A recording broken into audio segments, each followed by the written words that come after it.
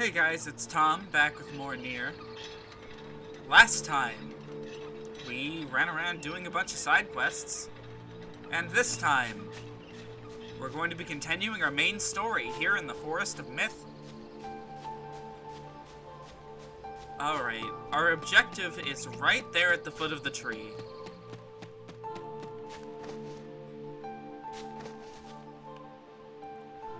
We are the grass, we are the trees, we are the woods. Why do we seem to encounter nothing but odd people lately? You should talk, Vice. Ha! As if Grimoire Vice is capable of spouting such nonsense. Hang on, I don't think he's done. The dark form that governs all memories. May the words form themselves to your liking.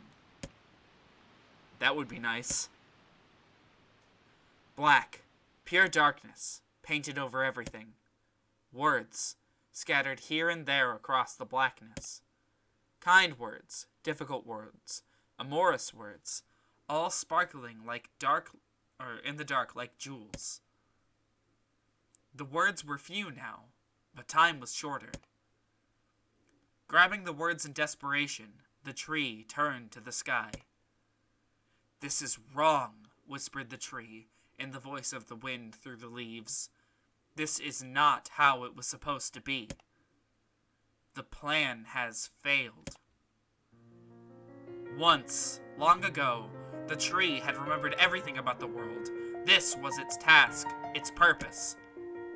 It shivered with something approaching joy as it collected the memories of mankind. This was no accident. Emotions were as much a part of the tree as root and bark.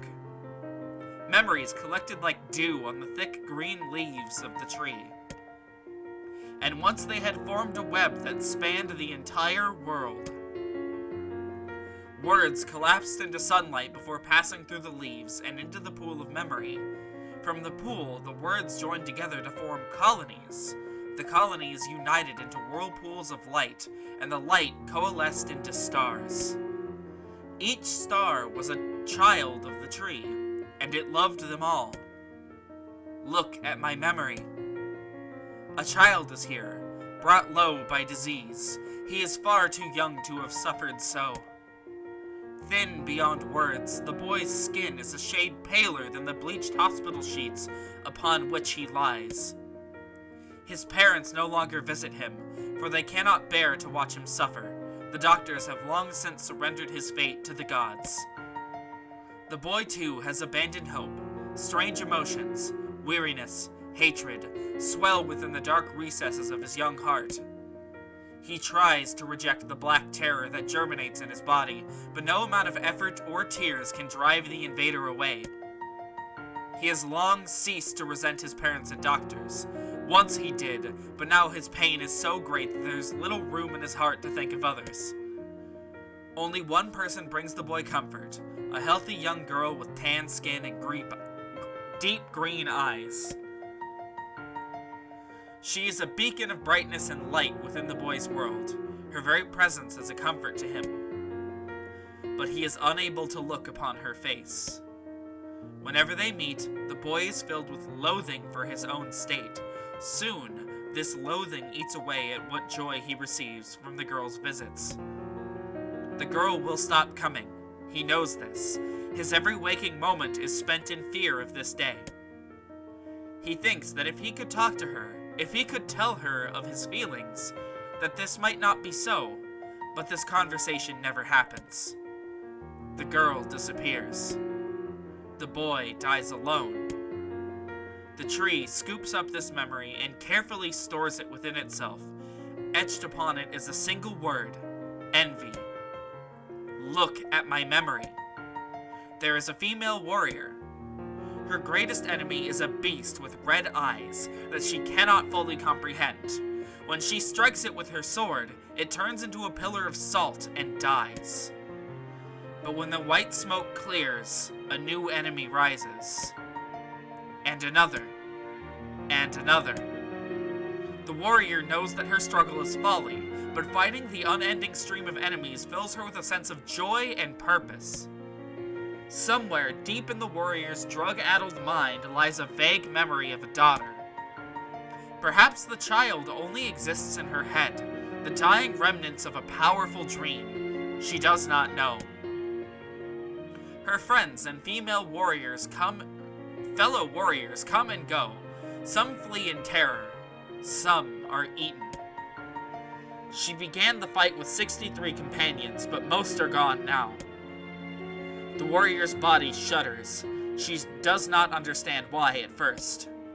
By the time she hears the fierce, low sound, the arena is already enclosed in darkness. Looking up, the warrior sees a beast so large that it blots out the sky. She is laughing. She has been doing this for so long. For as long as she can remember. Covered in blood and dirt, the warrior laughs. She laughs and laughs until the town that contains her daughter collapses into a pile of dust. This memory has been stored for a long time. It is etched with a single word: loss. Look at my memory. A red dragon falls from the heavens. Ah, that memory has been lost. A shame. It was my favorite of mine. After many centuries of existence, the tree saw that its carefully labeled memories were beginning to dwindle. Once seemingly infinite, the memories now seemed ready to disappear. Forever. The tree did not feel sadness at this. Grief was an emotion beyond its comprehension. It did, however, have a distinct feeling that something was missing.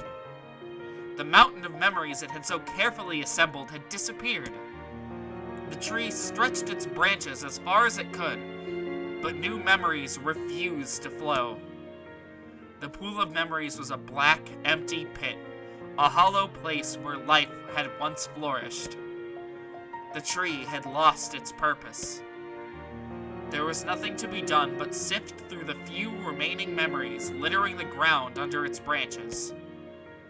This is why the tree was pleased when the man and his companion entered the room. Well, this place is gloomy as hell. The room Nier had entered was almost completely empty. All he could see were a few crystals scattered haphazardly on the ground. Picking up one of the crystals and peering into it, Nier suddenly saw a familiar sight. It was the Forest of Myth, its villagers, prisoners of their own dreams. I apologize, the tree thought. That is all that remains.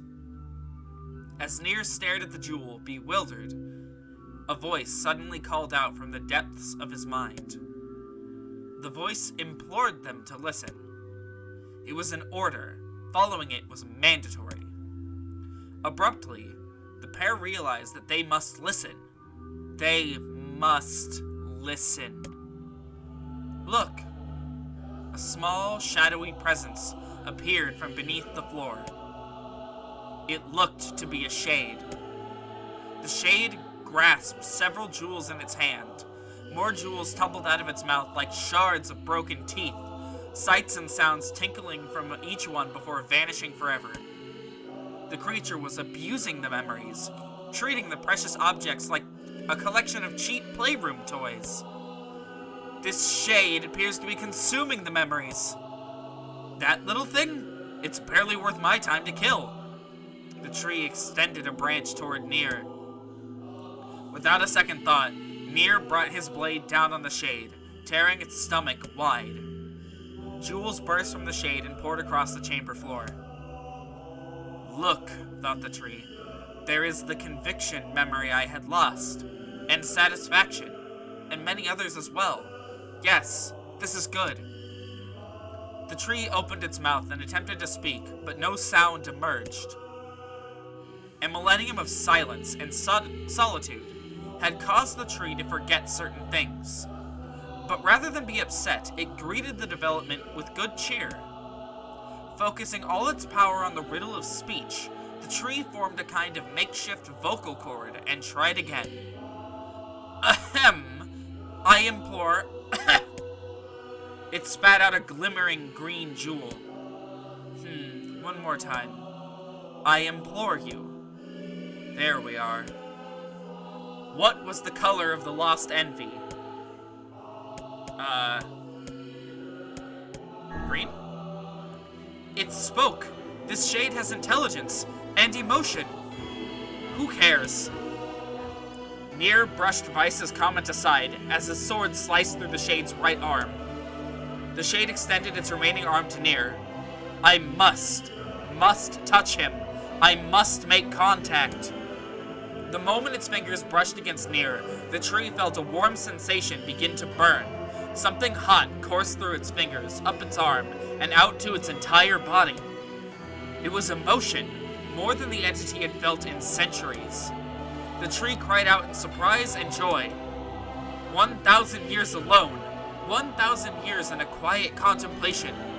The tree felt like it was going to break apart. For long centuries, the tree had been alone, its heart sealed with heavy chains, but no more. New, powerful emotions began to take hold, causing its heart to lighten. This was more than the simple emotions it had been designed to feel. It was the beginnings of a soul. And the man was the key. This was the promise made long ago. This was how it would be released. The tree's stomach began to throb in pain, a new and unpleasant sensation. But time was not yet right. I implore you, how many were lost by the warrior who fought the red-eyed beasts? 33? Fuck. Okay, allow me to take a moment to explain how this works. You have to look for certain key pieces of information in the dialogue. It will be different every single time, and if you get it wrong, it will boot you. This is one of the more difficult challenges in the Forest of Myth, and it is understandable if it takes you a few tries to sort of know what it's looking for and know what it wants from you. So, allow me to go back through it real quick. I implore you, how many were lost by the warrior who fought the red-eyed beasts? Her daughter and 63 friends. Okay, riddle time is over. I'm gonna kill this stupid shade once and for all. Something round and shiny fell from the open stomach and clattered to the floor. The key, shouted the book. Grab the key! The man's sword slowed. Time began to dilate around them, stretching and slowing. Time is essential. The next word must be heard. The words exploded. It became difficult to discern their meaning. The pool of memories began to crack as infinite blackness burrowed its way into the wall. Vice. This world is falling apart. Nier. How can a world of letter... I implore. The most important thing. World.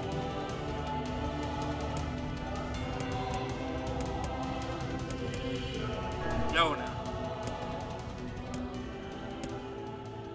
The light was complete. The memories disappeared. The tree's identity began to dissolve. As the letters slowly faded, Nier was drawn back to the real world. And the tree was satisfied.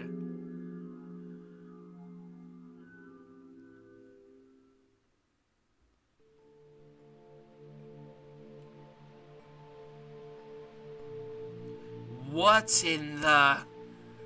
I never realized that shades were capable of rational thought. I don't care if they can tap dance and play the fiddle. Can't I just kill something without all this voodoo nonsense? With the tree defeated, we no longer have to worry about being buried in its world of letters. Unless, of course, time itself begins to rewind. Obtained the memory tree key. Real quick, we have to address something. Within the world of the tree, the third memory that is never touched upon, that is said to have been lost, that memory mentions a red dragon who falls from the sky. That is the beginning of the game Drakengard. That is how the game begins. Now, I've said my piece on Drakengard already, so I'm not exactly going to recommend you go out and play it right this instant, because it's not very good. Head for the Junk Heap or go speak with Popola. Let's go for the Junk Heap next. Popola said we might be able to find a key fragment in the Junk Heap. Perhaps we can find a clue at Two Brothers' weaponry. Alright. So, back to what I was saying about Drakengard there. That is a little bit of a reference to how Drakengard sort of plays out there. I'm not going to spoil it for anyone who wants to go see it, but I'm just letting you guys know that that little trail of breadcrumbs is there for anybody who wishes to follow it. Now, we do have some time left.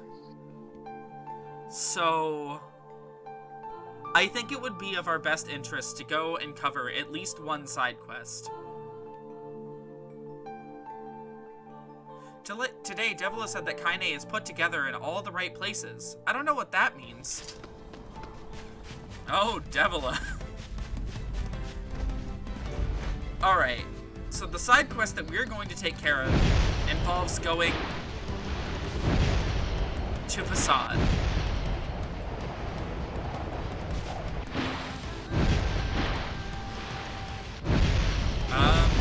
One of these will take me to the boat landing. Okay.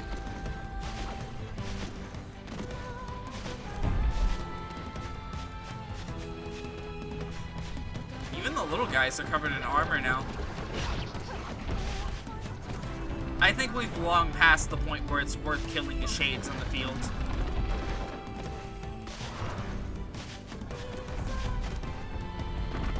Alright. Ferryman. To the desert. Now that we are in Facade, the side quest that I would like to take care of here is the King's Mask. All we need to finish this one is a crystal. Now, when I saw that we required a crystal, the only thing I could assume was that this would be like a really, really rare drop in some... Oh. Okay, then. The only thing I could assume is that this would end up being a really, really rare drop in some sort of, like, weird cave somewhere on the map. Luckily, that is not... Life would be perfect if we didn't have to deal with those wolves. Alright. I believe that's the Strange Things store?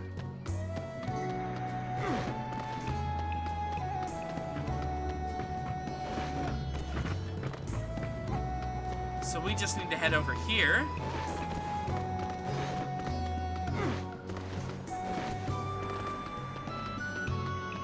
Let's see, is it this one? As per rule. Oh, hey, good to see you. What do you need?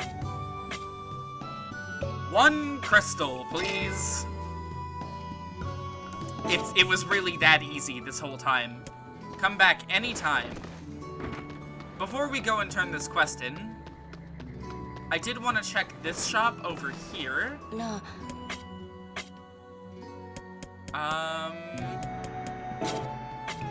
Nope.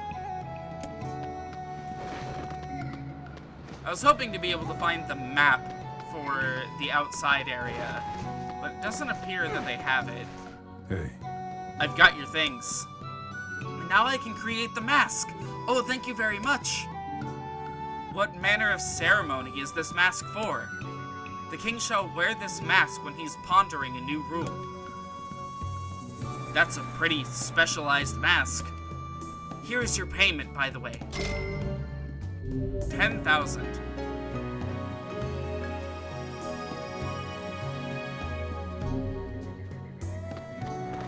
That's one less side quest we have to worry about. We're getting up there in the amount of side quests we have to finish, so... You know, we've got all the ones from part 1, which I believe goes through the missing girl. Yes. So we've completed 7, no, 8, 9, 10 in this part of the game. Wow. That's actually surprising. Alright, and then the rest of these quests, I'm not really too concerned about, at the moment. We'll get to this one. Oh boy, this one is infamous from what I've come to know. That one will get its own episode.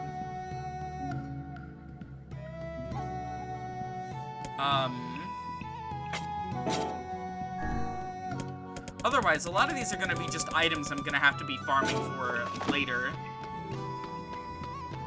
So, I believe it should be about time that we head back to the village, talk to Devila, and accept any new side quests that have been around. But that can wait until next time. So, next time on Nier, we will be doing exactly that and perhaps progressing the main story. See you guys then.